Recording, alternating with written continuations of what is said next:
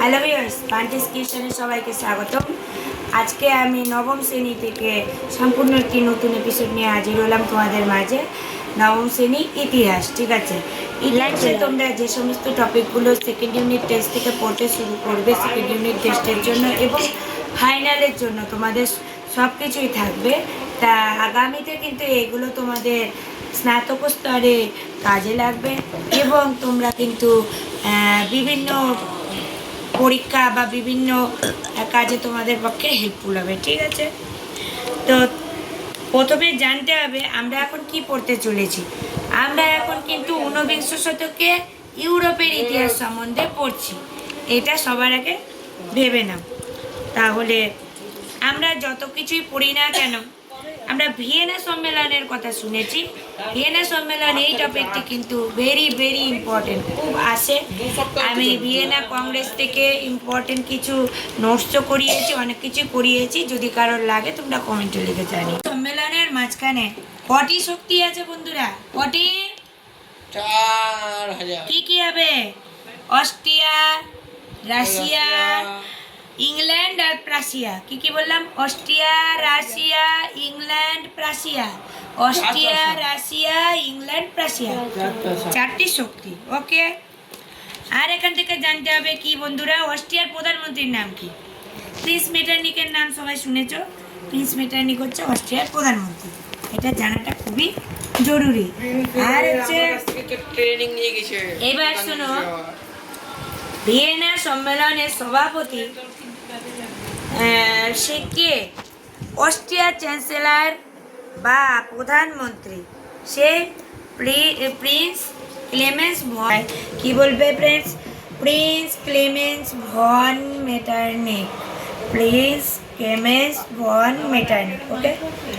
এবার মেটারনিক সম্বন্ধে যদি তোমাদেরকে কিছু লিখতে বলে, মেটারনিক সম্বন্ধে কি জানো তোমরা, কি লিখবে?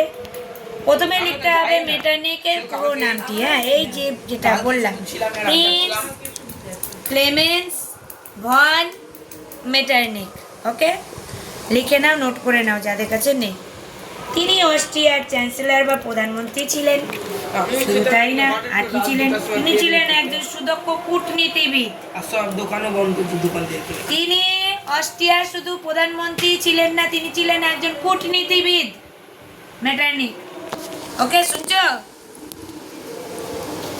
1809 খ্রিস্টাব্দ থেকে 1848 খ্রিস্টাব্দ পর্যন্ত কত বছর হয়? 1809 থেকে 1848 পর্যন্ত প্রায় 40 বছর, ঠিক আছে।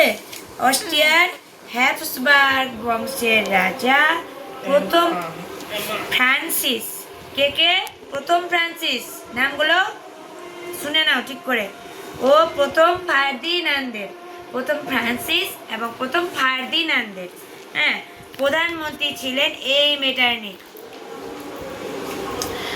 1815 খ্রিস্টাব্দ থেকে 1848 খ্রিস্টাব্দ পর্যন্ত সময়কালকে তাই ইউরোপের ইতিহাসে মেটারনিকের যুগ বলা হয়। তাহলে প্রশ্নটা কি আসতে পারে বন্ধুরা? যেমন মেটারনিক সম্বন্ধে যা জানো লেখো, এটা একটা হতে পারে। আরেকটি হতে পারে ইউরোপের ইতিহাসে মেটারনিকের যুগ বলতে কি বোঝো? তাহলে এইগুলো হচ্ছে পরীক্ষায় আসার মতো কোশ্চেন, ঠিক আছে, যেন আমার পড়াটা মন দিয়ে শোনা যায়। ভিয়েনা সম্মেলনে গৃহীত হয় 3টি নীতি মাত্র। কটি নীতি? 3টি। কি কি? ন্যায্য অধিকার নীতি 1, 2 হচ্ছে ক্ষতিপূরণ নীতি, 3 হচ্ছে শক্তি সাম্য নীতি। কি কি? ন্যায্য অধিকার নীতি, ক্ষতিপূরণ নীতি, শক্তি সাম্য নীতি। যাদের কাছে জানা নেই তারা এটা বুঝে নাও, নোট করে নাও। এবার বলা হয়েছে ব্রিটিশ সেনাপতি ডিউক অফ ওয়েলিংটন। ব্রিটিশ সেনাপতি ডিউক অফ ওয়েলিংটন নাম শুনেছো তোমরা কম বেশি। এবং প্রাশিয়ার সেনাপতি ব্লুকার। প্রাশিয়ার সেনাপতির নাম কি? ব্লুকার। ব্লুকার ওয়াটারলু যুদ্ধে নেপোলিয়ানকে পরাজিত করেছিলেন। এইবার জানা গেল নেপোলিয়ানকে কারা পরাজিত করেছিল। ওয়েলিংটন 1 আর 2 কে? প্রাশিয়ার সেনাপতি ব্লুকার, এরাই। সেটা কোন তারিখে? 1815 খ্রিস্টাব্দে তো অবশ্যই 18ই জুন তারিখে। ওকে, সেই প্রাশিয়ার সেনাপতি ব্লুকার ভিয়েনা সম্মেলনকে কি বলেছে জানো তোমরা? শুনলে অবাক হয়ে যাবে।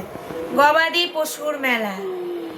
আশা করি এই সহজ নামটা সবার মনে থাকবে পরীক্ষা লেখার জন্য। ভিয়েনা সম্মেলনকে কি বলেছে? গবাদি পশুর মেলা।